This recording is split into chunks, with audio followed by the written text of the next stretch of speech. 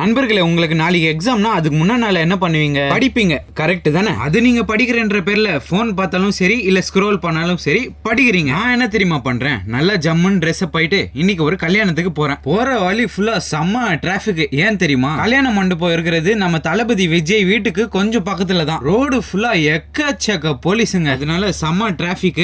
Late ஆயிடுச்சு போறதுக்கு. அதுல வேற ஒரு தெரு மாத்தி போயிட்டேன். அது சுத்திட்டு வர மாதிரி இருக்கு. ஒரு வழியா இந்த பெரிய பார்க்கிங்ல காரை பார்க் பண்ணிட்டு எடுத்த உடனே ஒரு ஐஸ்கிரீம் போட்டாச்சு கைஸ், கூல் டவுன் பண்றதுக்கு. அதுக்கப்புறம் நம்ம பண்ற வழக்கமான விஷயம் தான், ஸ்டேஜுக்கு போயிட்டு கல்யாண மாப்பிள்ளைக்கு ஆல் தி பெஸ்ட் ப்ரோ அப்படின்னு சொல்லிட்டு ஒரு போட்டோ எடுத்துட்டு வந்துட்டேன். அப்படியே ஒரு ப்ரொசீஜரா கம்ப்ளீட் பண்ணிட்டு சாப்பாடு ப்ரொசீஜருக்கு வந்துட்டோம். அம்மா செம்ம ரஷ் கைஸ். சாப்பாடு இடத்துல எவ்வளவு ரஷ்ஷா இருந்தாலும் அதுல அடிச்சு பிடிச்சி உட்காந்து சாப்பிடுற சுகமே வேற கைஸ். பிரியாணி வந்து கொட்டினோடனே என்ன சந்தோஷம் அந்த கரண்டி மூஞ்சனுக்குன்ற மாதிரி தான் இருந்துச்சு. 65 பீஸ் எல்லாம் போட்டு பக்காவா முடிச்சு அங்க ஒரு அண்ணா பக்காவா ZX6R எடுத்துன்னு வந்திருந்தாரு, ஓல்டு மாடல். சவுண்ட் சும்மா வேற மாதிரி இருக்கு கைஸ்.